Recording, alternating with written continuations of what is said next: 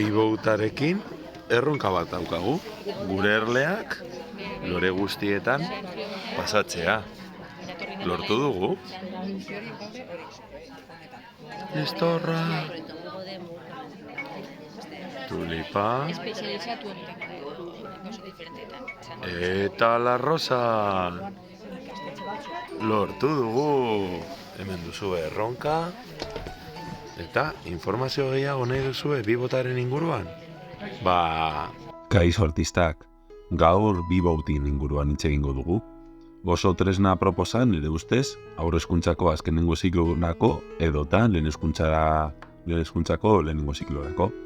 Zer da hori azkenean? Errobot simple bat, plantilla baten gainean jartzen duzuna eta aginte batzuk sartu behar dizkiozuna STEAM metodologia oinarri. Beraz, ikusten duzuenez, botoi batzuk ditu, ezta? Aurrera, atzera, eskumara, eskerrera, aurrera joatea, kentzea, eta beste zeo zer.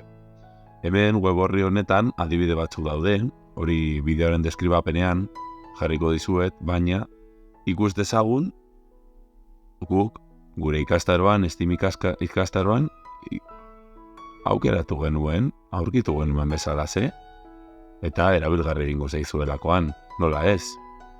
Galderaren bat baduzue, nire Instagramen jarri. Material hau polikristal deitzen da eta metro karratu batek 3 euro balio ditu. Gero ja marrak jartzen ditugu eta edozein erronka sortu daiteke. Hau adibidez, edo hauze mailan bertan jartzen dena. Begiratu gure kasuan zenbat aldagai erabil ditzakegun. Orduan oso divertigarria izan daiteke, umeekin, adibidez lehen hezkuntzako lehenengo zikloan egiteko. Ikusten duzu hor, ezta? Tulipanak, klabelinak, horra zer listorra dago, ezta? Matxin saltoak, inurriak, orduan gauza asko egin daitezke.